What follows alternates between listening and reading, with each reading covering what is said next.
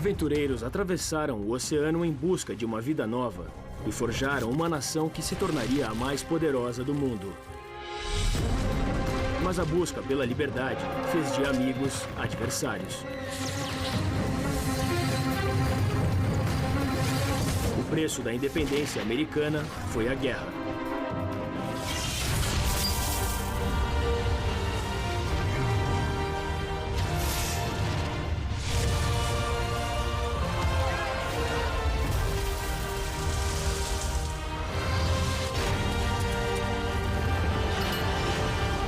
América, a saga dos Estados Unidos.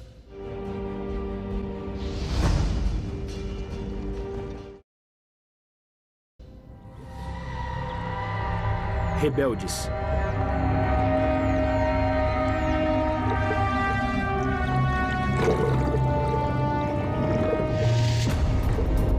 Em maio de 1610, um navio chamado Deliverance zarpou em direção da América.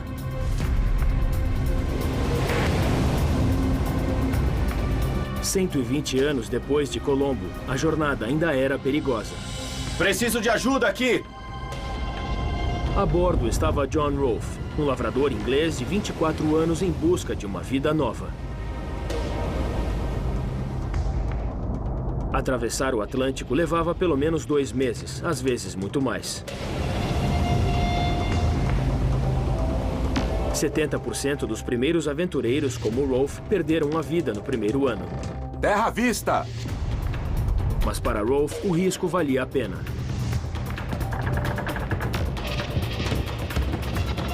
A América do Norte era terra de oportunidades.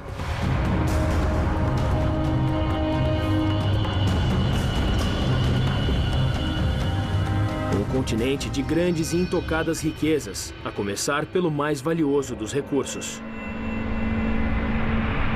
terra.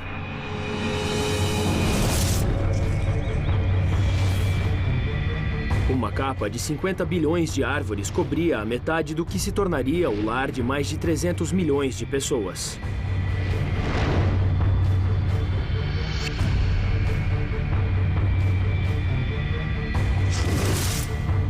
Mais a oeste, 60 milhões de bisões vagavam por uma área de 14 milhões e meio de quilômetros quadrados.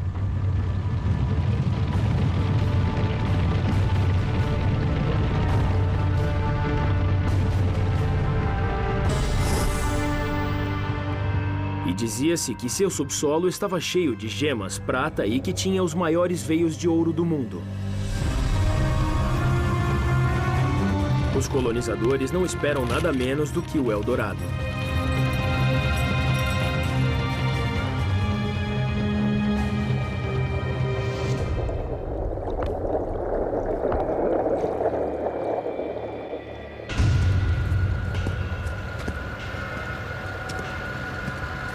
Mas o que Rolfe encontrou na colônia inglesa de Jamestown foi o inferno na Terra. A colônia foi fundada 3 anos antes por 500 colonizadores. Olá? Olá? Quando Rolfe chegou, menos de 60 restavam. E estavam saindo de um inverno de fome. Tendo comido cavalos e outros animais, comemos botas, sapatos e qualquer outra coisa de couro que apareceu. Alguém me ajude! 3 meses antes da chegada de Rolfe, um homem foi queimado na fogueira por matar a esposa grávida com a intenção de devorá-la. Os colonos ingleses não estavam preparados para esse mundo novo e não queriam trabalhar com as mãos. Em vez de gado, trouxeram testes químicos para o ouro que jamais encontraram.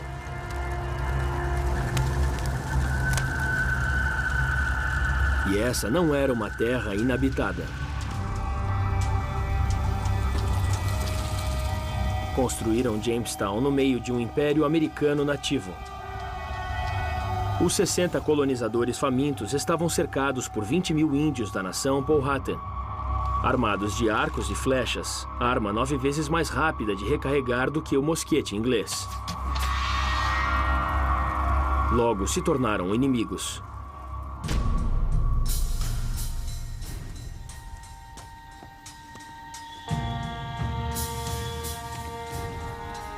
Mas a chegada de John Rolfe foi o começo de um novo enfoque. Ele tinha um plano. Tabaco era dinheiro e a Inglaterra era viciada. Até então, só se cultivava tabaco nas colônias espanholas.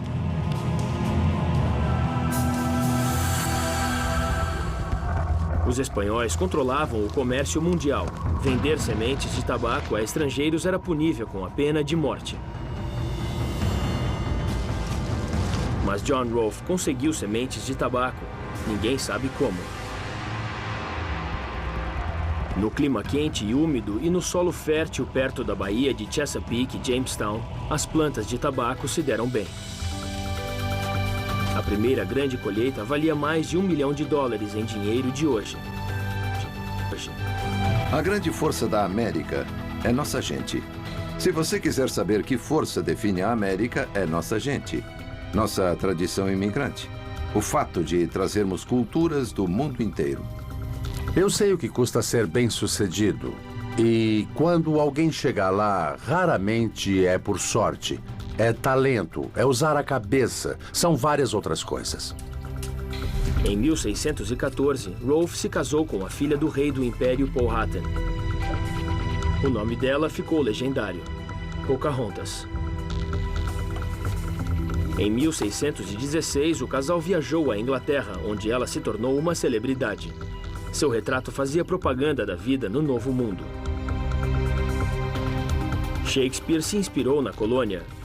Ingleses ricos investiram nela e a Virgínia se tornou o assunto de Londres. Uma terra de abundância.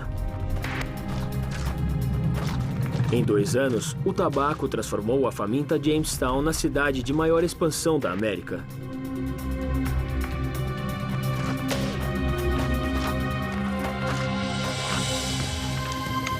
Em 1619, mais 1.000 colonizadores vieram, incluindo 20 de Angola.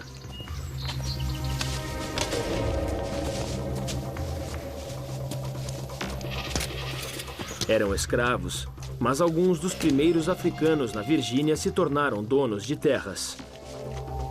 12 anos depois da fundação de Jamestown, os africanos tinham um papel fundamental na criação das colônias. Isso é incrível. 30 anos depois, havia mais de 20.000 colonizadores na Virgínia. A América se fundou no tabaco. Pelos 150 anos seguintes, será a maior exportação do continente.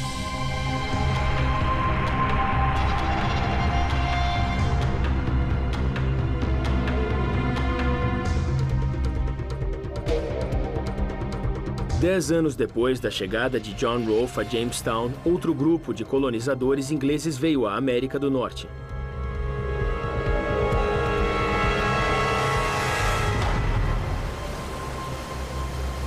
Desceram em uma praia deserta quase 700 quilômetros costa acima. Chamaram sua primeira colônia de Plymouth, nome do porto inglês de onde saíram.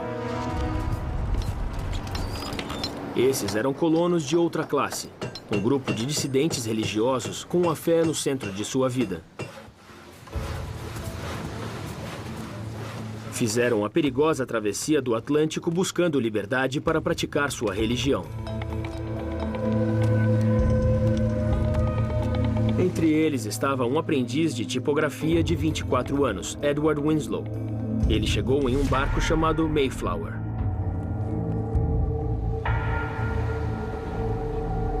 Em abril de 1621, a colônia tomava forma e o Mayflower voltou à Inglaterra.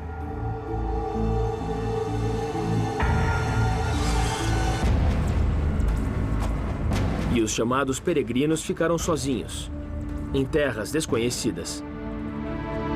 Tínhamos grande esperança e um grande zelo interior em criar os fundamentos da propagação e avanço do Evangelho do Reino de Cristo nessas tão remotas partes do mundo. Vieram 19 famílias, cabras, galinhas, porcos e cachorros. Trouxeram rocas para afiar, cadeiras, livros, armas. E não tinham como voltar. Se você criar esse ambiente como terra de oportunidades, você vai atrair aquele tipo de pessoa que pretende assumir esses riscos, que vão querer apostar nesse jogo e que acreditam numa vida bem melhor. Dirigiam-se ao rio Hudson, mas desembarcaram mais de 300 quilômetros a norte e no começo do inverno.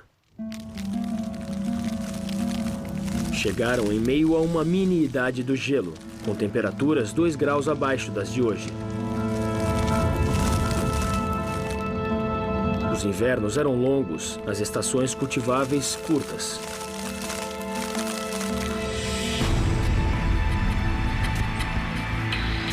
O solo era pobre, dava pouca coisa.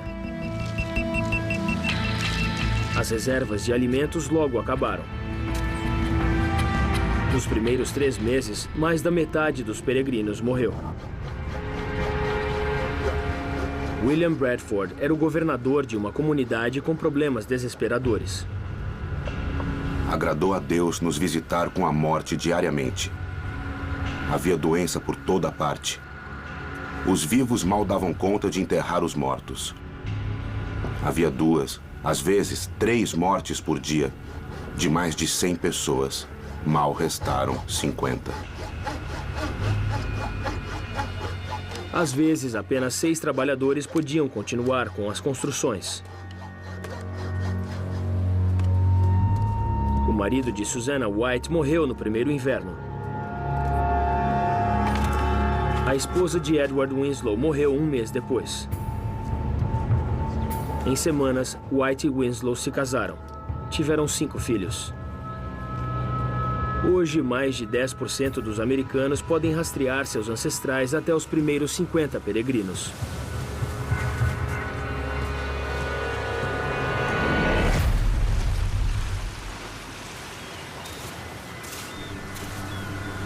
Mas seu novo mundo não foi feito em terras virgens.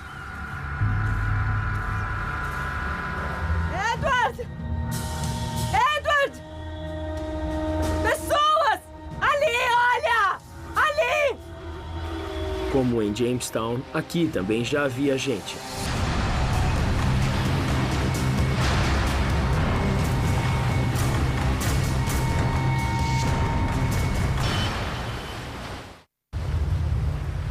Em abril de 1621, 100 peregrinos desembarcaram na América do Norte. Após 5 meses de inverno, menos da metade sobreviveu. Também não eram os primeiros europeus a visitar a costa. 5 anos antes, exploradores europeus tinham desembarcado aqui e trouxeram doenças. Quase 90% dos habitantes locais foram exterminados.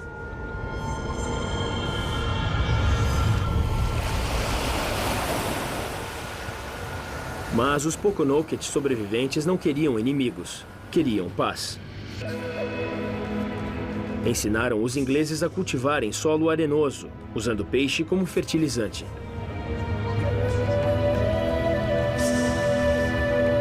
Mas queriam algo em troca.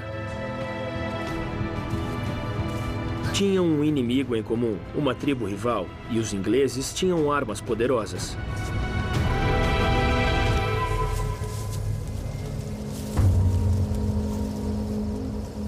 Os peregrinos não eram soldados, mas no Novo Mundo teriam de lutar para sobreviver.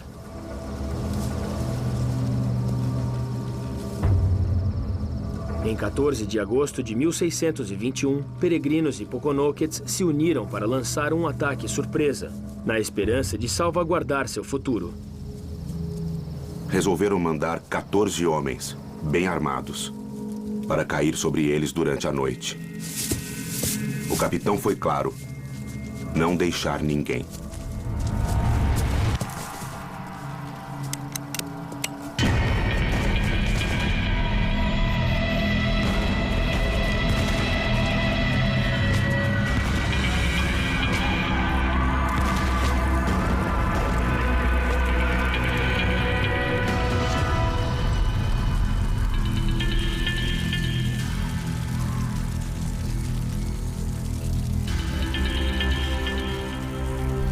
Emboscados, os rivais dos Poconoket não puderam enfrentar o poder de fogo inglês.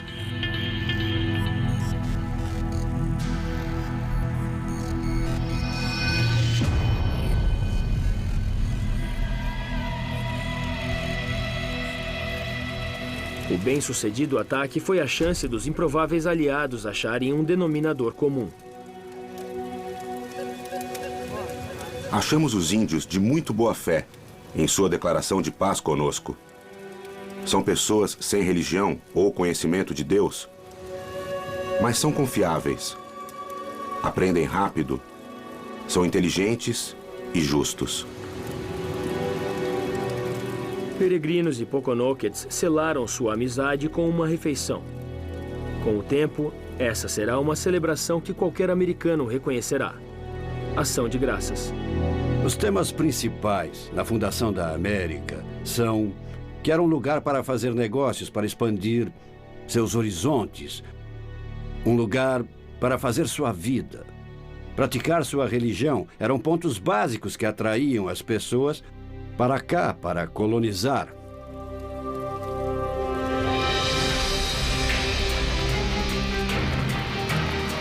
O sucesso dos colonizadores iniciou um período de prosperidade e rápida expansão.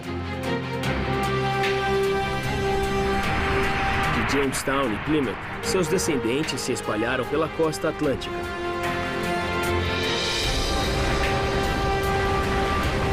E outras dezenas de milhares de europeus cruzaram o Atlântico em busca de uma vida melhor.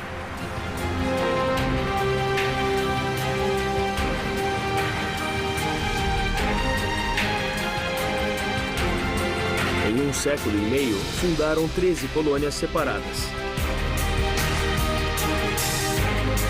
De Jamestown, a agricultura se espalhou para o sul. Terrenos incultos se tornaram plantações a perder de vista.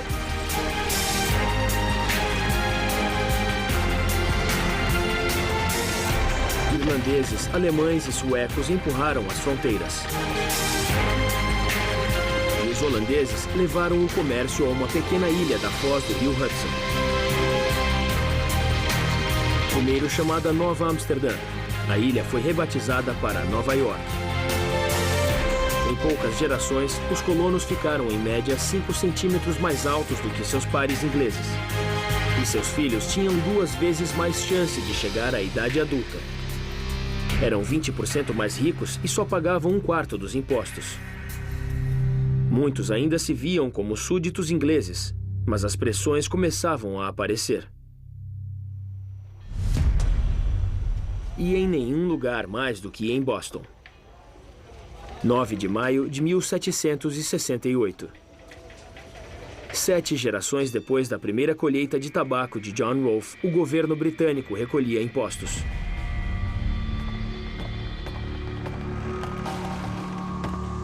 Um britânico da alfândega fez uma revista de surpresa em um navio que pertencia a John Hancock, um dos homens mais ricos de Boston. A tripulação de Hancock tinha outras intenções.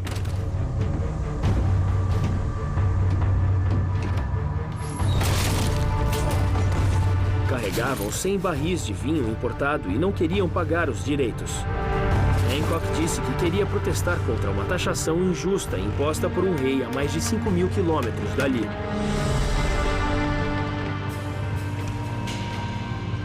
Para os ingleses, era apenas contrabando. Peguem tudo. Vamos lá. Depressa. Os britânicos tomaram o navio de Hancock, o que desencadeou uma onda de tumultos. Não queríamos pagar impostos a um rei e a um parlamento onde não tínhamos voz e nem representação. Temos um ressentimento natural para com o governo porque nascemos assim. O rei respondeu mandando 4.000 soldados a Boston. Boston era um centro comercial, cultural, de civilização e de revolução, evoluindo aos olhos dos colonizadores e também dos britânicos.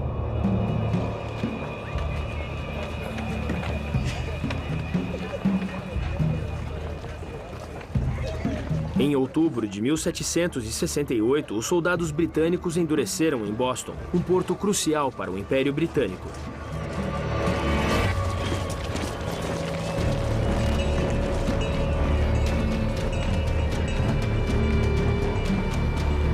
Suas docas eram das mais movimentadas do mundo, carregando 200 navios por ano só com madeira das vastas reservas americanas.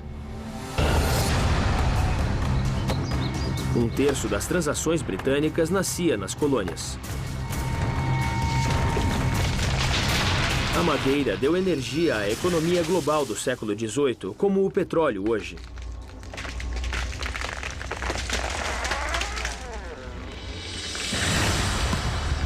Na Nova Inglaterra, marcas identificavam as árvores mais altas e fortes, selecionadas pela coroa britânica para mastros de navios ingleses.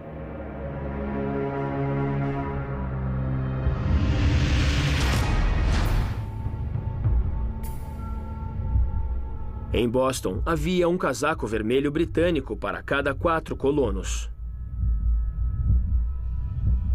Era uma cidade sob ocupação. Avancem! Um proeminente homem de negócios, o ourives Paul Revere, observava as tropas tomar o controle. Entraram em forma e marcharam em insolente parada. Batidas de tambores, flautas e bandeiras tremulantes. Cada soldado recebeu 16 tiros em pólvora e balas. Ele era de classe média alta, alguém que chegou lá por esforço próprio e talento.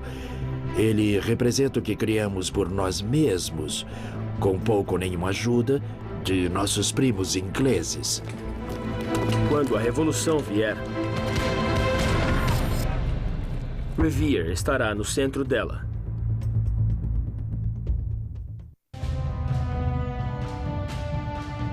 As colônias americanas eram críticas para a prosperidade econômica inglesa. Boston era o portal de um mercado que respondia por 40% das exportações britânicas, e os impostos americanos eram coletados pela coroa inglesa.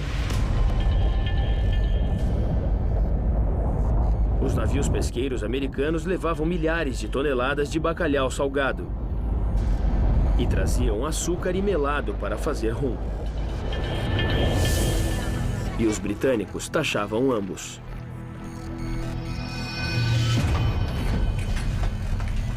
Depois, na África, o rum era usado para comprar a mais lucrativa das cargas.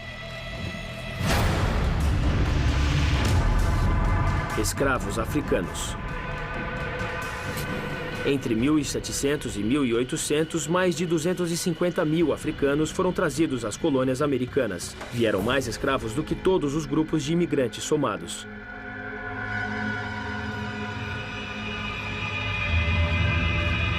A maioria dos escravos acabou nas plantações do sul, mas também foram críticos para a economia do norte. 10% da população de Boston eram de negros. Boston era um caldeirão e a tensão só aumentava. Ninguém gosta de invasores em casa. Ter pessoas aqui, estrangeiros em nosso solo, era um grande incentivo para levar a luta. Em 5 de março de 1770, após 3 anos de efervescência, a multidão invadiu as ruas. Centenas de homens protestavam, culpando o governo britânico por terem perdido seus empregos. Atira se tiver coragem! Você pra trás! Por favor, não atirem! Enfrentaram 8 soldados britânicos com ordem para não atirar. Segurem a multidão! Vamos! Eu quero ver, atire! Não sabe atirar? Um aprendiz de fabricante de perucas de 17 anos, Edward Garrick, provocou um soldado.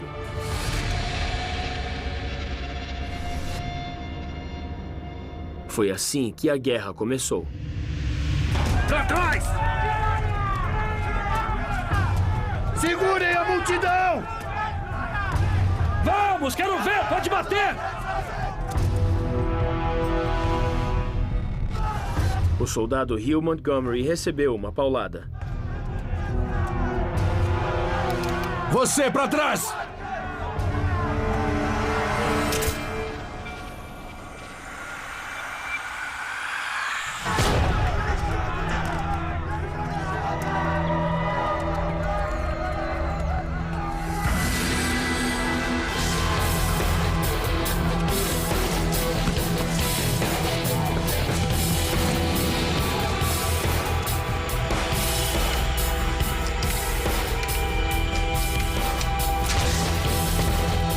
Um afro-americano, Crispus Attucks, morreu instantaneamente.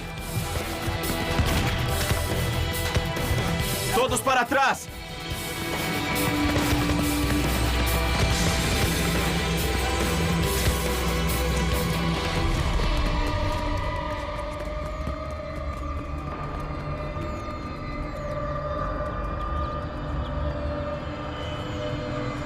Quando a fumaça se dissipou, havia mais 4 mortos. Para trás!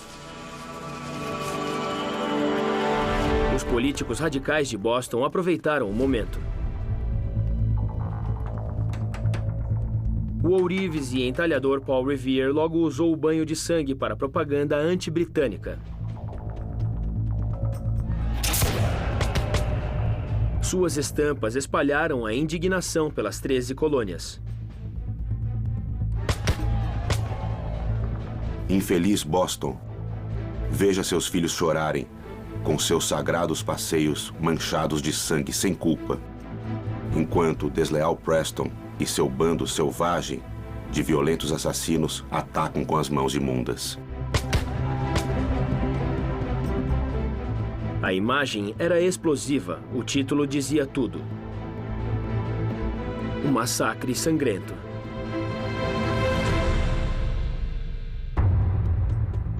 Há um velho ditado: dê-me um desenho e lhe darei uma guerra. Aqueles que queriam agitar as coisas e se afirmar, talvez fazer uma revolução, conseguiram atrair adeptos para seu lado.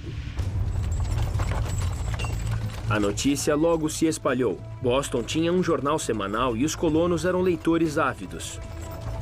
Havia mais de 40 jornais nas colônias. E um novo sistema de entrega postal foi criado pelo novo diretor-geral dos Correios, Benjamin Franklin.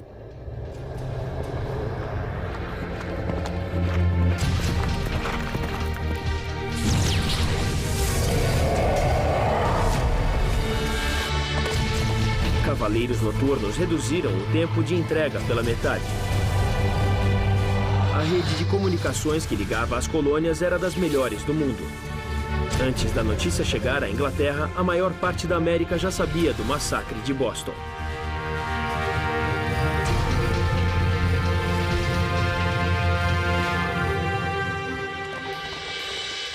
É uma coisa muito americana essa ideia de que todos devem ter acesso ao conhecimento. É como a ideia do pioneirismo, qualquer um tem direito ao seu lugar no mundo. O massacre não foi a única notícia explosiva que veio de Boston. Em dezembro de 1773, a Gazeta de Boston trouxe uma história que atiçaria as chamas da rebelião.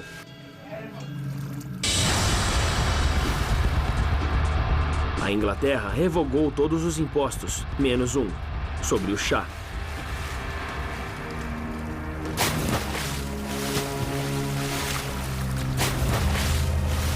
Em um dos atos de resistência mais famosos da história, os rebeldes jogaram mais de $1 milhão em chá no porto de Boston. Se alguém vem e nos bate, não viramos a outra face. Nós não somos assim. Acelere, vamos! Os britânicos responderam fechando o porto de Boston. Um dos portos mais ricos e movimentados da América.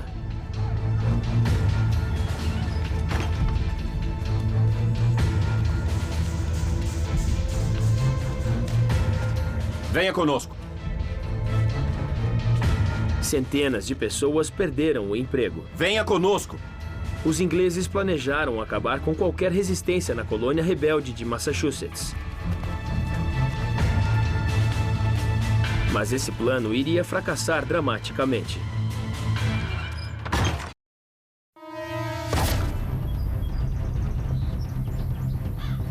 O descontentamento não era só com impostos ingleses.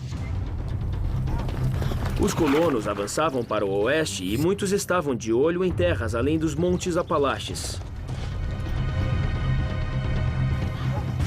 Mas os ingleses proibiram novas colônias a oeste de uma fronteira chamada Linha de Proclamação. A linha dividia terras pertencentes aos americanos nativos. Para impor a lei, centenas de expulsões de colonos aconteceram. 5 de setembro de 1774. Queremos liberdade.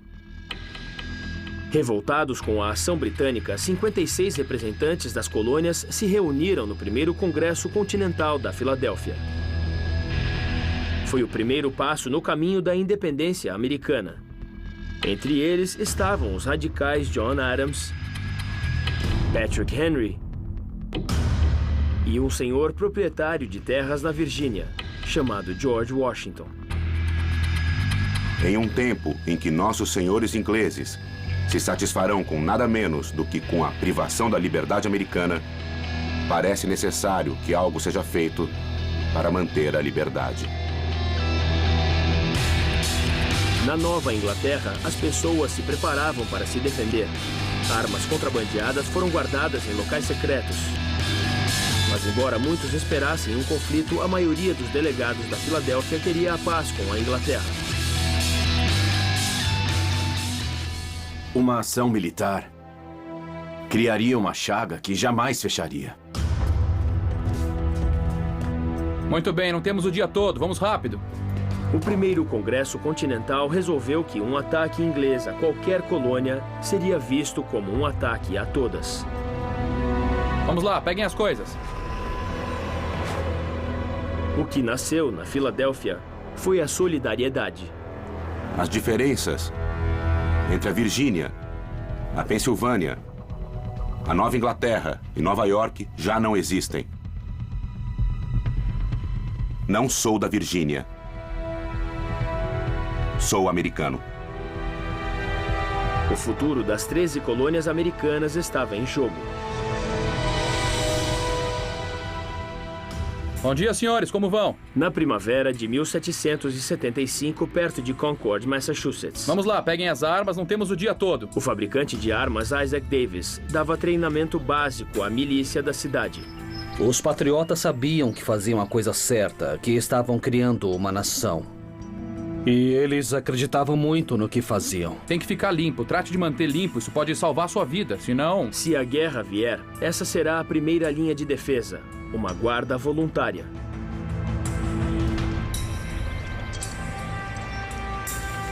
Muito bom, senhores. Muito bom. Vamos tomar café e vamos embora. Eram americanos comuns, lavradores, ferreiros e comerciantes. As milícias de qualquer colônia eram formadas por seus cidadãos. Eram unidades com base na proteção dada por cidadãos. E alguns tinham habilidades, mas outros eram carpinteiros, ou eram pedreiros, ou eram ferreiros. Então, essas eram as pessoas que tinham alguma coisa a perder e a proteger na colônia e começaram a se agrupar para se protegerem uns aos outros. Cada cidade das colônias tinha sua própria milícia. Mas em 1775 estavam se preparando para se defender contra o exército britânico. Melhor do que ontem, Leroy. Melhor do que ontem, muito bem. Em Massachusetts, 1/3 dos homens entre 15 e 50 anos de idade devia estar pronto a pegar em armas rapidamente. Excelente, bom tiro. Desse jeito a gente vai dar uma lição nesses casacos vermelhos, certo?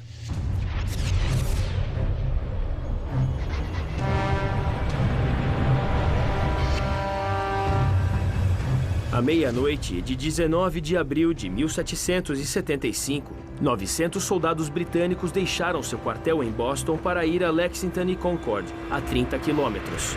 Suas ordens eram deter os líderes rebeldes e tomar suas armas.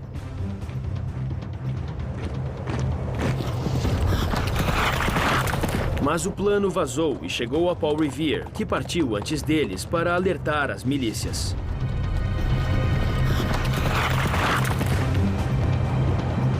Seu alerta se espalhou de cidade em cidade pelo interior da Nova Inglaterra.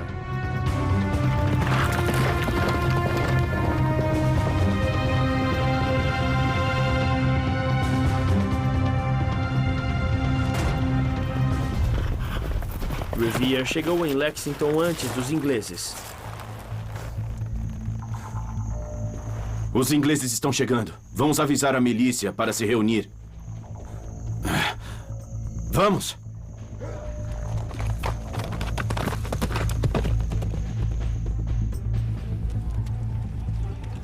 Às 5 da manhã, 60 milicianos comandados por John Parker enfrentaram centenas de ingleses muito bem armados e extremamente treinados.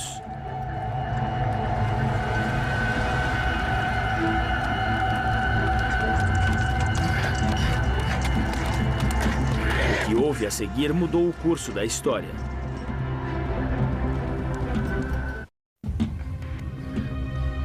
Madrugada de 19 de abril de 1775. De um lado, 60 homens mal armados e com pouco treinamento. Do outro, centenas de soldados profissionais do exército mais poderoso do mundo. Uma inexperiente milícia versus um exército que, nos últimos 20 anos, foi vitorioso em 5 continentes.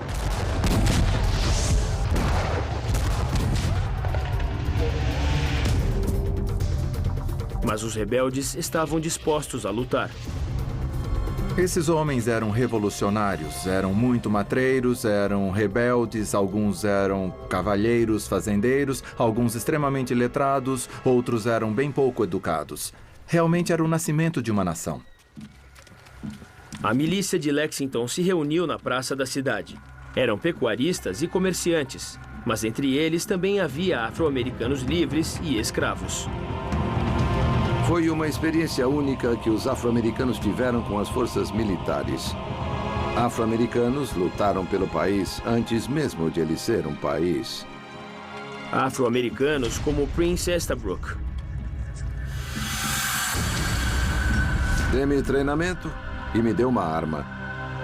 E terei um desempenho tão bom quanto o seu. E não vai haver poder na Terra que me retenha muito tempo. Fiquem a postos. Só atirem para revidar. Mas se tivermos que ter guerra, que comece aqui. O capitão John Parker já havia lutado do lado dos ingleses. Um quarto dos homens que estavam com ele eram aparentados.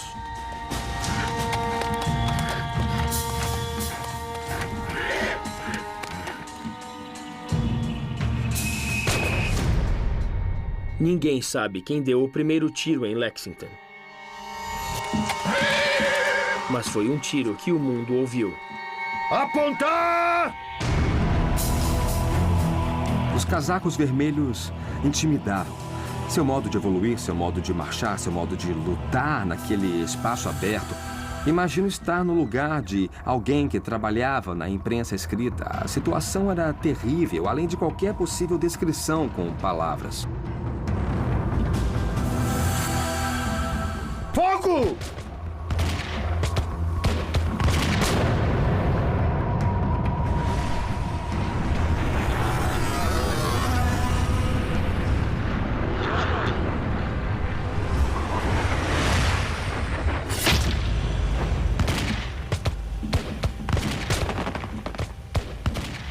Prince Estabrook foi atingido na primeira salva. Os rebeldes eram inferiores em número e qualidade. Fogo! Baionetas!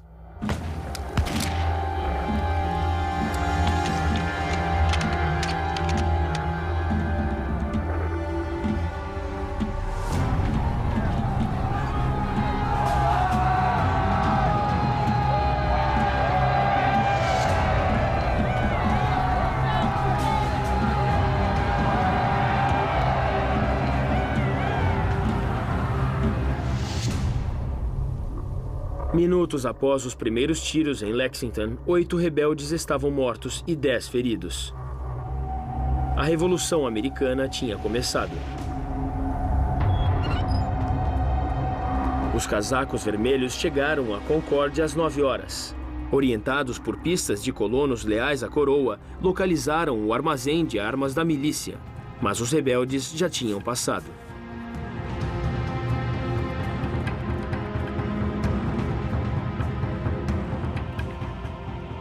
Muito bem, vamos, não temos o dia todo, vamos rápido. Vamos, depressa.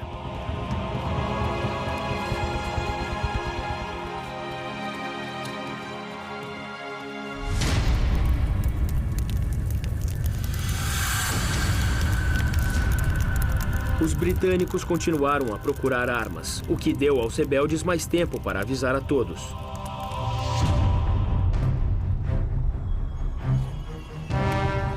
A milícia se reuniu às portas da cidade de Concord.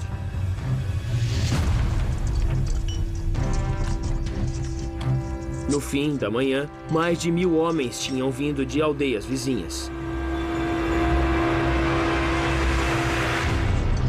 O plano era defender suas cidades dos britânicos. Vamos!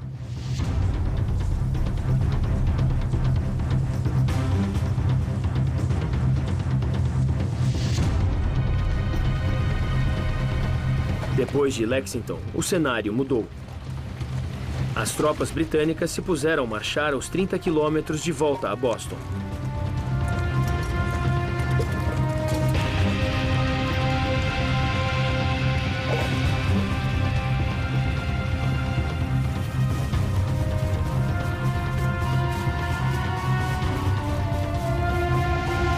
E os rebeldes tiveram sua revanche.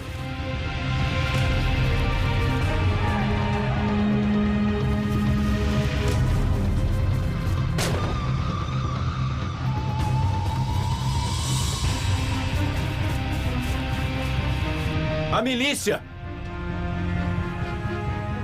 As mortes de Lexington uniram esses homens contra o domínio britânico.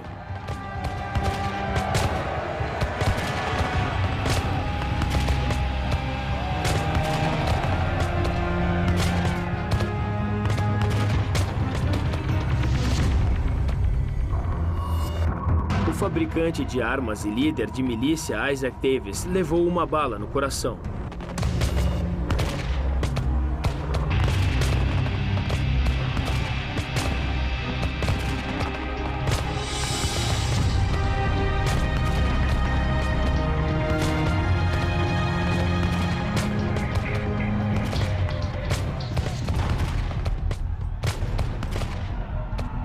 Os rebeldes ficaram em vantagem e decidiram fazer os ingleses pagar.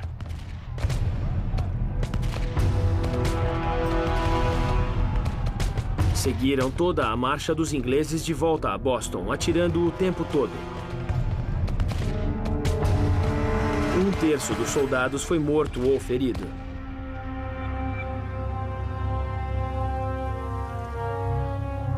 Sete gerações depois dos primeiros colonizadores chegarem em busca de prosperidade e liberdade, seus descendentes teriam de lutar por esses direitos.